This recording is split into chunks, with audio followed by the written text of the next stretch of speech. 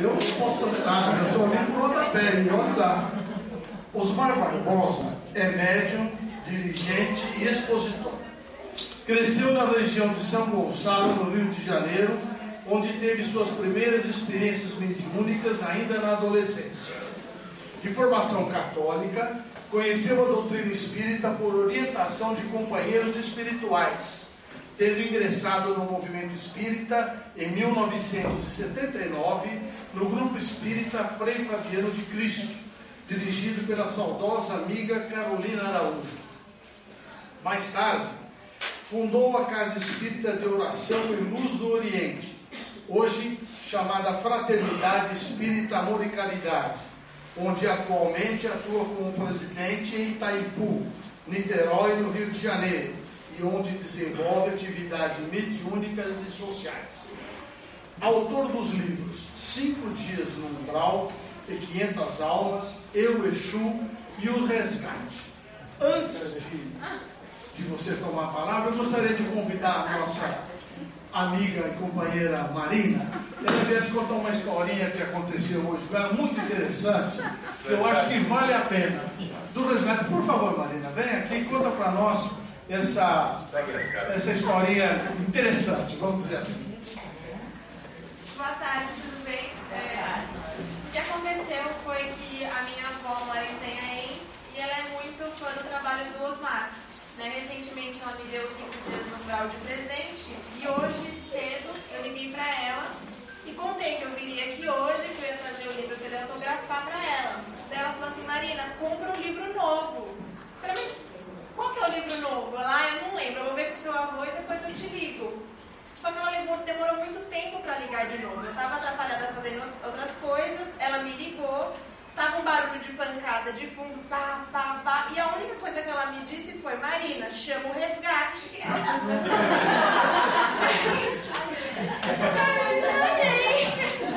Eu falei: mas o que está acontecendo? Ela: chama o resgate. Eu falava: o que? Ela: o resgate. Eu quase desliguei o telefone e chamei a polícia. Aí ela explicou: mas não, o livro chama o resgate. Mas eu já chamei o resgate. O resgate chegou. Obrigado, Maria. Boa tarde a todos vocês.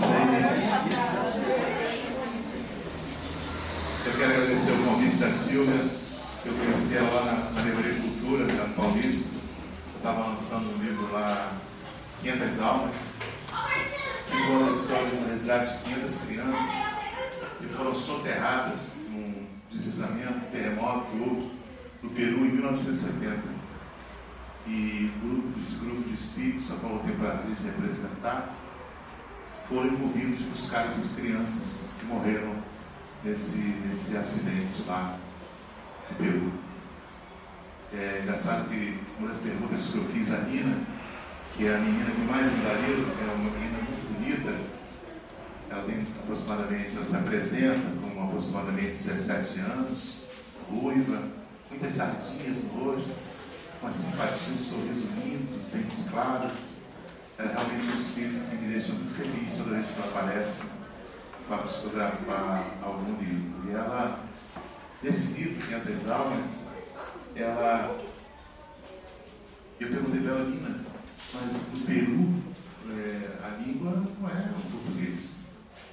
Como é que vocês vão resgatar espíritos no outro idioma? Ela falou: espíritos não têm idioma, a gente não se comunica com a fala, a gente se comunica com o pensamento. Então, butterfly é borboleta. Basta que você pense na borboleta. E a gente vai aprendendo, os livros vão nos ensinando tanta coisa, né? Acabei de assistir uma palestra aqui maravilhosa da Eliane, que nos trouxe tantos ensinamentos, né? E a Casa Espírita é o lugar do ensinamento. Eu gosto de fazer as minhas palestras passando um pouco da minha experiência para as pessoas. Eu acho que eu sou um bom exemplo de transformação, um bom exemplo de humildade, um bom exemplo de homem, um bom exemplo de pai. Meus castores estão aqui, eu tenho 5 filhos. Acho que eu sou um bom exemplo de marido, né, meu amor? A gente está quase 30 anos de diz que não, eu te pego de cara. E a gente construiu uma vida, eu e a minha esposa, totalmente voltado para a obra da caridade. Vou falar rápido, porque meus filhos não gostam que eu faça esse tipo de palestra, mas eu acho que eu tenho que passar isso para as pessoas. Eu fiquei órfão aos 14 anos de idade, um domingo, 15 de dezembro. A minha mãezinha saiu para almoçar e não voltou. Ela sofreu um acidente de carro e se encarnou junto com meu padrasto. Eu fui morar nas ruas, porque não tive ninguém para me acolher. Eu passei muita fome, passei muita necessidade. Parei de estudar, parei de fazer as coisas que todo mundo faz nos adolescentes, que não gosta, cumprir horários, escovar os dentes, usar a sandália, né? Gente que não tem pai, não tem mãe, não faz nada disso. Quem puxou a orelha do gente é papai e mamãe, né? Escovou dentes, né? E vivi na rua praticamente até os 17 anos, quando meu pai mesmo me procurou e resolveu cuidar da gente. Eu fiquei com meu pai só 2 anos. Meu pai era uma pessoa muito difícil. E eu fui tocar minha vida sozinho. Eu conheci o Espiritismo nessa época, 18 anos. Eu comecei a namorar uma menina que ela frequentava no centro de Umbanda, ela era médium no centro de Umbanda. E eu comecei a ir em reuniões de Umbanda e fiquei encantado, né? Gente, Umbanda é tão bonita, né? Aqueles caboclos rodando, aquelas giras lindas. Eu ficava encantado com aquilo. Eu falei, gente, eu não sinto nem uma arrepio. Queria tanto pegar um santo. Olha como eu queria pegar um caboclo, como eu queria pegar um preto velho. Mas eu não sentia nem um calafrio. Nada. E eu virei amigo da mãe de santo lá na Estela. Eu toda a sessão da Estela, se um dia eu vou ter mediunidade, ela falou, meu filho, médico todos somos. Todos vocês que estão aqui são médicos, né? Cada um com um grau de mediunidade. E cada um com uma incumbência espiritual realizada aqui nesse plano físico. E aqui eu tirava o sono. Ah, meu Deus do céu. Isso durou até os 25 anos. Quando eu sofri um acidente e fiquei em coma por 13 dias. Engraçado que eu sofri um acidente, fui recolhido por uma viatura PM que me socorreu na época. O policial foi até gentil, porque ele não botou na caçapa, ele botou no colo dele. Eu estava baleado. Me tirou um abrigo, o cara me deu 5 tiros. Deu uma coisa. Não era nada de bandidagem, eu fui bandido. Embora eu vivesse na rua, a única coisa que eu roubava era cigarro de encruzilhada. Eu fumava já. Adorava quando a riada dos trabalhos, eu tinha cigarro pra caramba. Eu pedia licença e pegava cigarro nas encruzilhadas. E aí, no momento em que eu cheguei no hospital, eu fui recolhido para uma sala, eu sentia muita dor, eu perdi um rim, parte do vaso, parte do intestino, levei um tiro que passou 2 centímetros do coração, enfim, eu estava todo furado de bala. Pra vocês terem ideia, quando eu cheguei no pronto-socorro, não saía mais sangue, saía água. Os furos das balas, que eu tinha perdido todo o meu sangue no caminho. E no momento em que eu entrei no centro cirúrgico, eu fui atraído por uma luz muito intensa. Ela não te ofusca, ela é muito forte. E eu fui atraído, ela atrai a gente. Quando a gente vê, a gente está dentro dela. Eu cheguei num lugar que tinha um gramado enorme, umas árvores, tinha uma festa, tinha umas pessoas de branco dançando. E tinha uma música que eu nunca tinha ouvido aqui. Não era rock and roll, não era sertanejo, não era pagode. Era uma música celestial, uma coisa de anjos. E eu tinha consciência que eu tinha desencarnado. Porque não é sonho, é muito real. É como estou aqui agora falando com vocês. E tinha um banquinho desses, que aqui acho que tem na entrada do banquinho, tem desse, de ripinha. Eu fui sentei nesse banco, eu falei, gente, se isso aqui é o céu, tá beleza, claro. Que ambiente maravilhoso, né?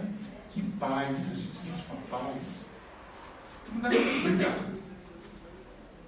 Gente, minha mãe chegou. Olha, eu nunca beijei tanto a minha mãe como aquele dia. E ela ficava assim, larga, garoto.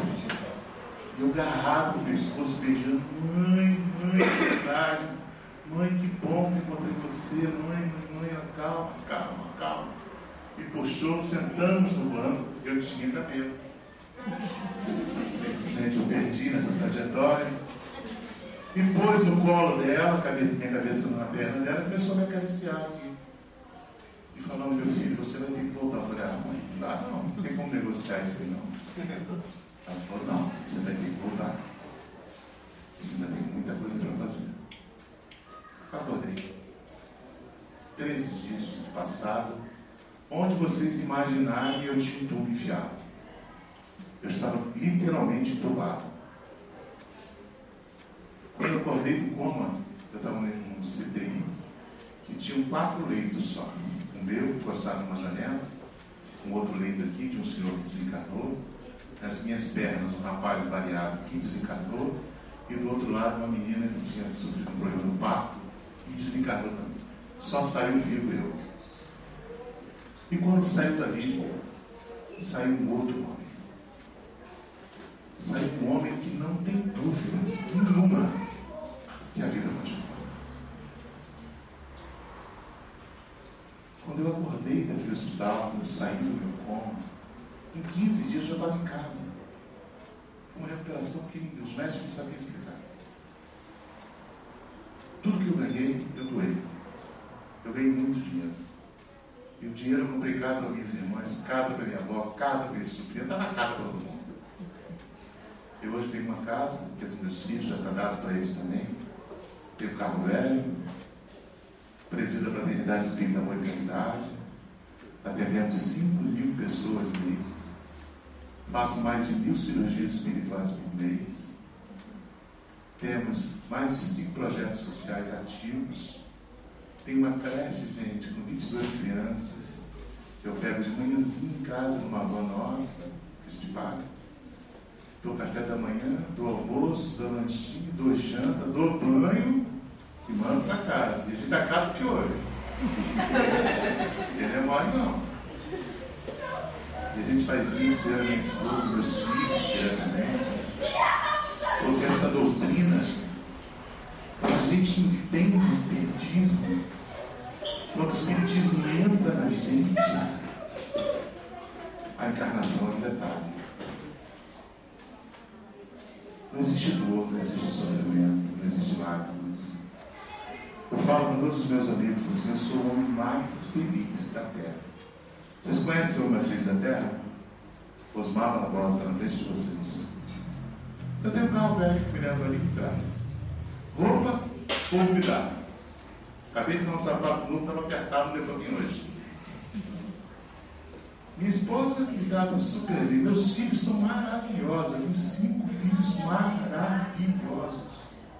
Não me dão nenhuma apoiação. Só aquelas normais, né? Os adolescentes.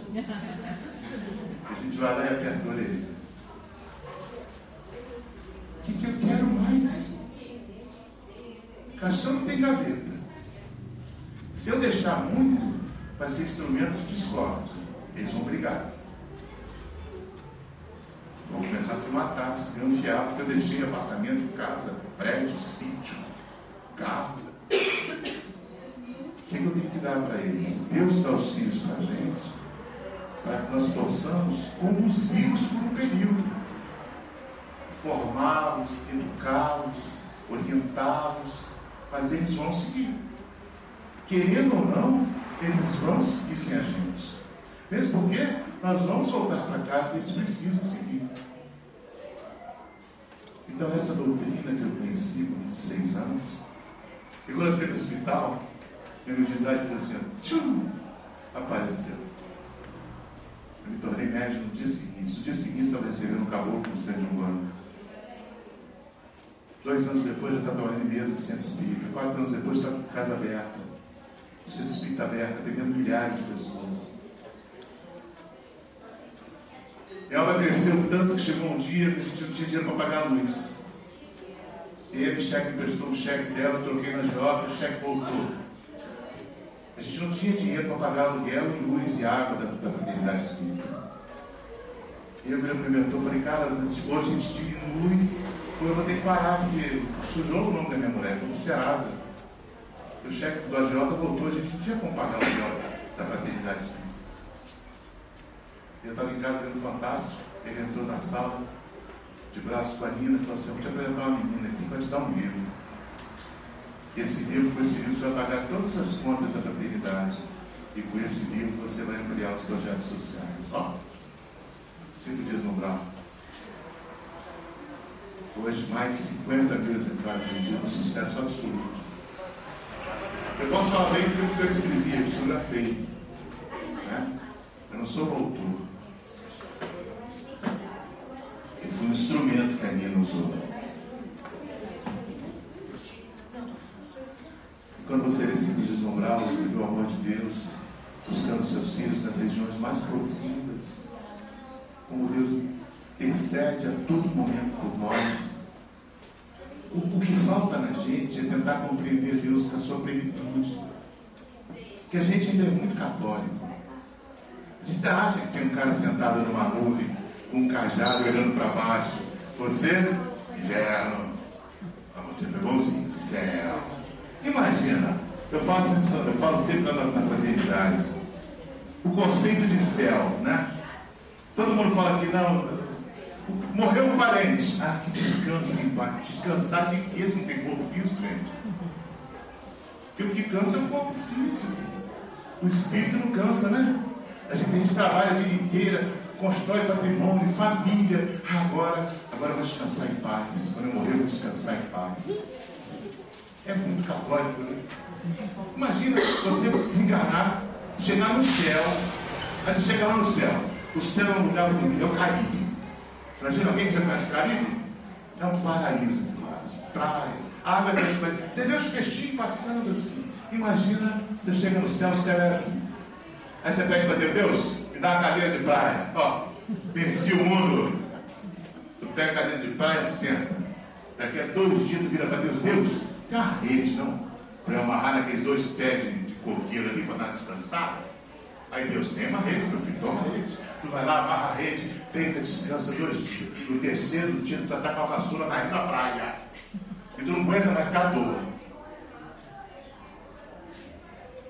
Esse é o conceito que a gente tem de vida eterna. Vou descansar de quê? Você vai chegar na vida eterna, você vai ser convidado a continuar a construção de Deus. São os espíritos que estão na casa espírita. São eles que estão vindo ajudar a obra do Criador. Imagina, vou ficar no céu deitado na rede da praia, olhando as anjas de biquíni. Se nem corpo eu tenho mais para transar com as anjas. O conceito de inferno. Ah, eu fui mal. Eu pequei, eu fiz tudo de ruim. Vai queimar nas chamas do inferno. Quem aqui é pai, levanta o braço, por favor. Quem é mãe? Tem coragem de botar teu filho no caldeirão de azeite fervendo? Por que Deus teria? Já matei o diabo umas 50 vezes na minha vida.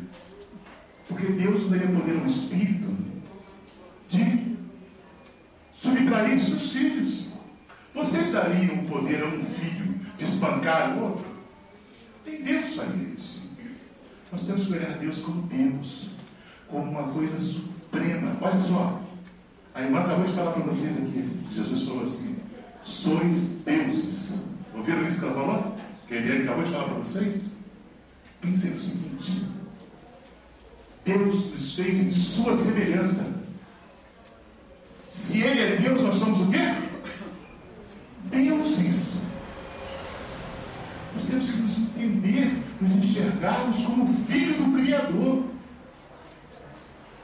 Olha, comece a se olhar como filho do Deus que te fez a sua semelhança. Eu sou filho do cara.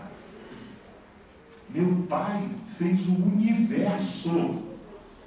Meu pai fez centenas de planetas. Meu pai fez o mar. Meu pai fez a vida. Meu pai fez os animais. Tudo foi meu pai que fez. Meu pai? Como meu pai vai me punir? Não estou entendendo. Meu pai vai. Se eu não estiver bem numa matéria, ele vai me arrumar um explicador. Porque o meu pai quer que eu passe de ano. Meu pai quer que eu evolua. E se eu não passar de ano na matéria caridade, eu vou repetir de ano até aprender. Não é assim com os nossos filhos? Quando está com dificuldade na escola, a gente arruma o quê? Lá no Rio, a gente fala explicador. Aqui eu não sei, explicador também?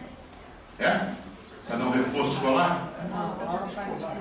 Aula particular, porque tem que passar de ano, não é assim? E Deus nos deu algumas matérias para que a gente possa passar de ano. Honestidade, sinceridade, amor, cumplicidade, caridade, perdão, humildade, simplicidade. Enquanto a gente não passar essas matérias, a gente repetir de ano. Incansavelmente, porque reencarnar para Deus é como trocar de camisa. É um instrumento que Ele deu aos seus filhos para passarem de ano. Então, se aquela pessoa não está ouvindo a sua palavra, se aquela pessoa não entendeu a mensagem de Deus, o problema é lá. Você está aqui para tentar ajudar, para tentar orientar. Eu costumo fotografar ele chorando, porque eu não sou médico auditivo, eu não ouço o Espírito falar. E se eu ouvir o Espírito falar, eu saio correndo. Imagina alguém falar no meu ouvido, adorei. Eu vou sair correndo. Os livros vêm para mim com cenas. Então tudo que vocês leem, eu vi primeiro. E transformei o que eu vi no papel. Então as cenas que vocês veem, por exemplo, de uma criança desencarnando no livro Ondas da Vida, eu choro 8 horas, se ela me aposentou. Porque eu sou humano. Eu vejo tudo que está acontecendo, toda a mensagem que eles querem transmitir, para mim e para vocês. Então, a Casa Espírita é lugar de espíritos. Nós temos que olhar o Centro Espírita como local de espíritos. Eu costumo sempre falar para as pessoas, está doente de quê? Estou com a dor no pé, mas não estou pedista. Estou com a dor no coração, vai no cardiologista. Estou com a dor na alma, vai no Centro Espírita. Porque se você está com dor na alma, você está com dor no espírito. E quem trata de espírito é a Casa Espírita. A Casa Espírita é especialista em lidar com espíritos. Igreja não tem essa denominação. Igreja é lugar de rezar, de pedir a Deus. Casa Espírita não. Casa Espírita é local de diálogo com espíritos. Relação direta. Encarnado com desencarnado. É aqui que chegam as cartinhas consoladoras. É aqui que chegam os livros. É aqui que chegam as mensagens. Então nós temos que olhar o Espiritismo como um local de encontro com espíritos. Não é lugar para se divertir. Não é lugar de promiscuidade. Não é, meu irmão presidente? É lugar de respeito, de seriedade. Principalmente porque você está lidando com um desconhecido. Precisa ter muito cuidado com isso. Principalmente o operário da aula espírita. Opa, a minha relação é eu com uma coisa que eu estou estudando ainda, que eu não conheço profundamente. Então eu tenho que respeitar primeiro. Cuidado com essa relação, ela é perigosa. Você pode atrair aquilo que você não quer. E o que você não quer vai te fazer mal. Então nós temos que ter muito cuidado com isso. E nós, tarefeiros, nós temos esse compromisso de transmitir a linguagem que chega. Temos que ter responsabilidade. Não usar isso aqui como moeda de troca. Não é porque eu quero um carro zero, porque eu não tenho e não vou comprar com dinheiro de vida. O que o mundo espiritual me dá, eu transformo em caridade. Eu não sou Chico Xavier. Não tenho nenhuma pretensão de ser. Porque com o Chico é muito difícil chegar a outra aqui. O Chico transcendeu muitas coisas. Mas nós temos que ter muito cuidado com essa relação mundo físico com o mundo espiritual. Principalmente os tarefeiros que estão alavancando essa nova era, a era da espiritualidade. Porque o mundo está se espiritualizando. Eu estive recentemente nos Estados Unidos, palestrando, procurando algumas casas para a gente estreitar a relação. Os Estados Unidos, como todo mundo sabe, o espiritismo não tem vez. Começou a ter vez. Por quê? Por causa do evento do 11 de setembro das Torres Gêmeas. As milhares e centenas de mães começaram a receber cartinhas dos centros espíritas.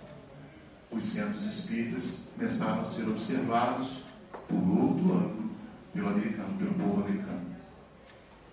Essa é uma onda que não está só nos Estados Unidos. O espiritismo, como diz o irmão Daniel, no livro Amor e Caridade, que fala da colônia Amor e Caridade, o espiritismo não é a religião do futuro. Se você acha que o espiritismo é a religião do futuro, você está ferrado. O espiritismo é o futuro de todas as religiões. O espiritismo é o futuro de todas as religiões. E nós, meu irmão, somos que estamos botando a primeira pedrinha desse grande castelo chamado espiritismo. Vocês, operários da obra da caridade, estão colocando o primeiro tijolo de uma obra que começou ontem, como você bem disse. Tem 2 encarnações só, o espiritismo. É uma criança nesse berço. Eu costumo falar sempre nas palestras que eu faço, se Jesus viesse aqui hoje, Jesus ia contratar um Uber para estar aqui palestrando. Não ia dar esse evangelho mais, né? Então, as religiões estão ficando obsoletas porque não estão se modificando, não estão se transformando. E o espiritismo está trazendo transformações. Os livros, as novas visões sobre o outro lado. Essa perspectiva que está sendo mostrada, não por mim, mas por milhares de médiuns que estão fotografando livros, trazendo informações importantíssimas para nós quando saímos daqui. Porque o mundo espiritual não é nada diferente do que está aqui, não. Não pense que o mundo espiritual você só, porque eu não subi, a luz estava do lado. Eu uma vez, uma reunião de mesa, eu desdobrei, eu lembro que eu entrei numa porta, assim, a mesa era aqui, nós estávamos sentados fazendo a reunião, eu levantei, entrei numa porta, entrei no outro mundo espiritual, falei, não, peraí, então vou para cá. O mundo espiritual está aqui, ele não está em outra dimensão, está aqui do nosso lado. Essa relação nossa, encarnado e desencarnado, ela é muito próxima. E ó, se você não acredita nisso, é problema seu. Porque o maior sofrimento nosso é quando a gente chega no mundo espiritual e viu que não ouviu o careca hoje no sábado. Você não prestou atenção no que eu falei. E o arrependimento de não ter aproveitado essas oportunidades, de não ter se modificado, de não ter abraçado o teu irmão, de não ter pedido perdão ao teu pai. Porque o teu problema não está no vizinho, está dentro da sua casa.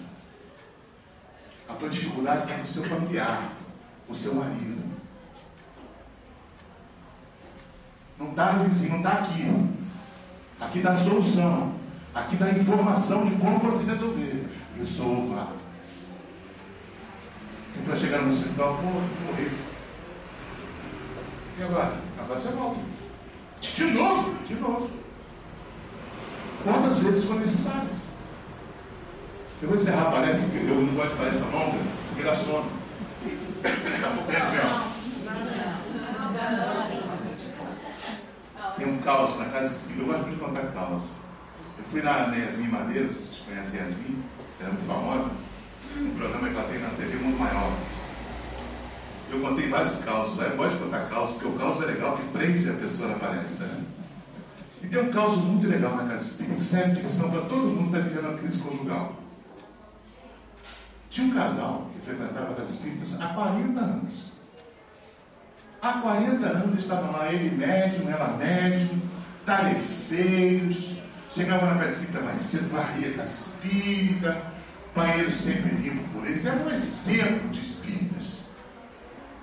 Um dia, ele chegou na casa espírita meio triste. O dirigente espiritual, percebendo a tristeza do irmão, o que houve? Ai, irmão, Vou fazer agora, mês que vem, 50 anos de casado com essa mulher. Oh, meu irmão, que coisa boa, não. Eu não aguento mais olhar para a cara dela. Imagina, 50 anos ao lado dela. Não suporto mais olhar a cara dela. A gente já não está mais combinando dentro de casa. Aqui na casa espírita é uma maravilha, mas chega em casa é um inferno. Meu irmão, você já viveu 50 anos? Você já está aí com os seus 60, 70 anos? Aguenta mais um pouquinho, né? Acabou, você desencarna, né? Eu estou muito feliz. Na semana seguinte, quem morreu? Ela.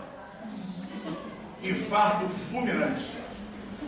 Ele entrou na casa espírita, ó. Todo feliz. Oi, meus irmãos, boa tarde, tudo bem? O presidente olhou para ele e está bem, né? Ótimo, graças a Deus, ó, missão cumprida, ela desencarnou, eu estou feliz da vida. Aquela jararaca já não faz parte mais da minha vida. No mês seguinte, quem morreu? Ele, infarto fulminante. Chegou no espiritual, quem está esperando ele? De braços abertos. Oh, meu amor, ainda bem que você chegou.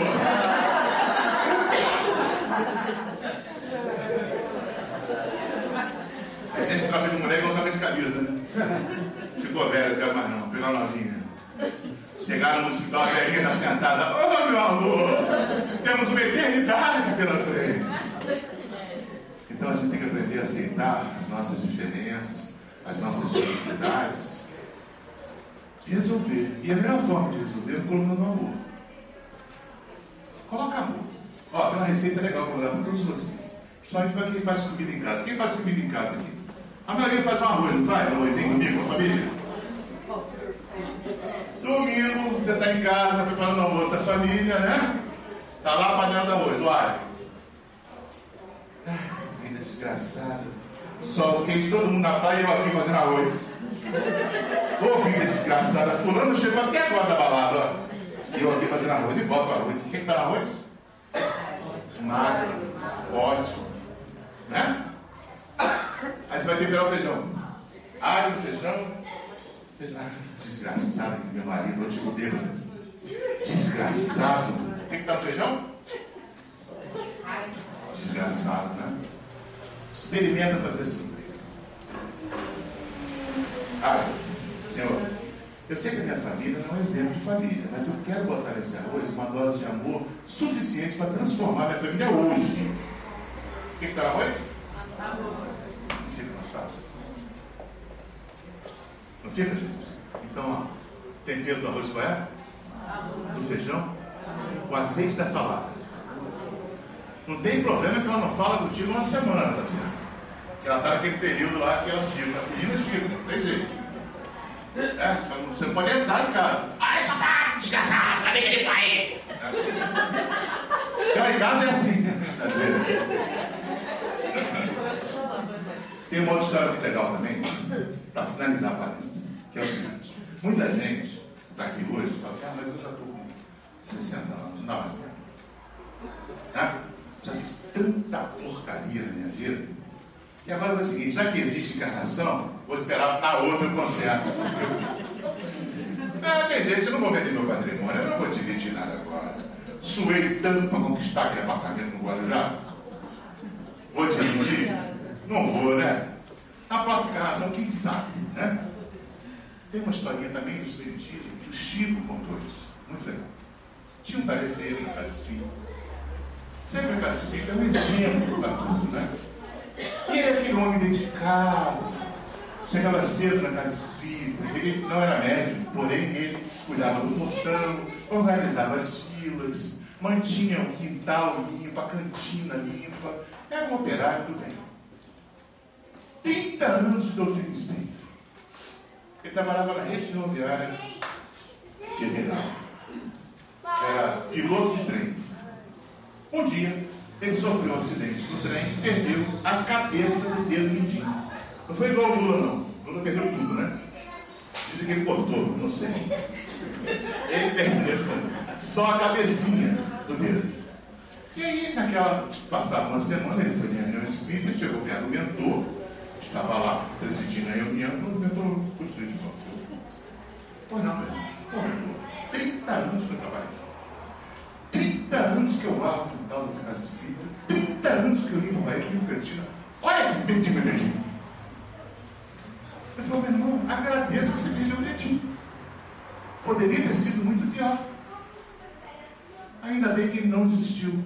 Ele ficou calmo, acalmou-se e continuou trabalhando na casa espírita. Passado um tempo, ele desencarnou, chegou no espiritual. Ele foi recebido pelo mentor espiritual e falou, pô, viu, missão aqui para ele. Mas eu fiquei chateado aqui, eu vou te mostrar o que ia acontecer com você. Ele foi com a missão e perdeu o braço. A missão dele era perder o braço, ficar só com o braço esquerdo, o direito ele ia perder. Ele perdeu só a cabeça e o dedinho porque ele se transformou, porque ele passou a ser uma pessoa do bem. E quando a gente se transforma, o nosso castigo, o nosso karma, o que vocês quiserem pensar, é diminuído de acordo com aquilo que você faz de bem. Então, não tem tempo. Estou com 50 anos, beleza, tem uns 30 para me dedicar à caridade. Estou com 60 anos, tem mais 40 para me dedicar aos 100. Tem que ser otimista, né? E transformar-se. Porque sem transformação, a gente não vai a lugar nenhum. Você vai chegar no mundo espiritual e falar assim, nossa, o careca saiu lá do Rio de Janeiro para me falar, não prestei atenção. E aí o mentor fala, e eu mandei o careca lá, o trabalho que me deu, eu comecei de lá. Os filhos não queriam ir. Foi uma guerra para levar 2 adolescentes para São Paulo. Na casa espírita, que é pior. Olha o que o mundo espiritual fez para que vocês ouvissem isso hoje. Olha quanta coisa foi arquitetada para que o nosso encontro se realizasse. Porque não existem acasos, está tudo combinado. Nós combinamos esse encontro. Viu, Rosa? Nós combinamos esse encontro. A minha casa espírita, que eu presido, minha não, que é minha, do mundo espiritual, né? A gente realiza cirurgias espirituais, presencial e à distância. E a gente tem um número de cura fora do comum. E às vezes até me surpreende. A gente tem sempre uma continha, porque a gente costuma nos rostinhos, né? Lá é muito grande, lá tem sentado são 320 lugares, você tem ideia. É grande mesmo. Lá nossas reuniões, assim, não está vazio, tem 320. Não está vazio. Uma 500, 600, cada reunião. Então a gente grava pelos rostinhos, porque não dá para gravar o nome de todo mundo. Você imagina 300 pessoas, né? A gente fulano sumiu, né? É mesmo, fulano sumiu. Aí passa 2, 3 meses. Fulano com um emprego, fulano ficou curado. Primeira coisa que você consegue a vitória, mete o pé no espírito. Não serve mais para você o espiritismo. Já resolveu o seu problema. Né? Mas eu tenho certeza que todos vocês que estão aqui não estão aqui pelo problema. Estão aqui porque vocês acreditam que nenhum de vocês vai morrer. Se eu pudesse, eu curava a cabeça de vocês e botava em campo. Vocês não vão morrer. Presta atenção na próxima vida. Trabalha para a próxima. A poupança é a próxima vida. O futuro é a próxima vida, porque essa que vai acabar. Todos vocês vão desencarnar. Assim como eu. Então, trabalhemos para a outra que vai chegar. Tá bom? Alguma pergunta? Tá fechado? Então vou pedir uma coisa legal. Todo mundo de pé e vamos encontrar corações? Vamos se abraçar? Vamos? Vamos encontrar corações.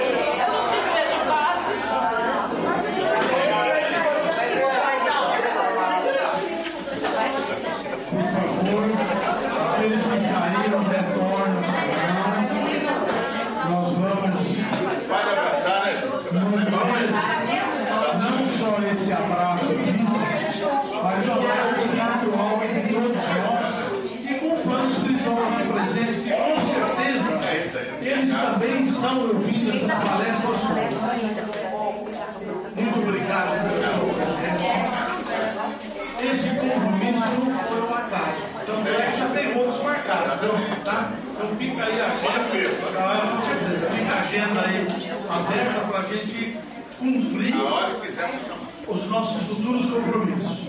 Eu queria chamar o nosso presidente Joy para passar as mãos do palestrante, uma homenagem carinhosa desta tarde. Obrigado. Obrigado mesmo. Ano que vem eu buscar a próxima. Espero estar aqui para poder entregar de novo. Vai estar. Obrigado. Mas estou surpreso. Não gostou da minha palestra? Quero agradecer tudo que você está fazendo, pelo que você fez. Pelo que aconteceu com você, foi uma coisa extraordinária. Não, tem que ir em frente, tem que acreditar mesmo. Em nome da Santa Igreja, Obrigado. todos os médicos da casa, Já de coração, todos vocês. Obrigado. Obrigado mesmo. Certo? Fechado. eu vou mostrar o seu liderança.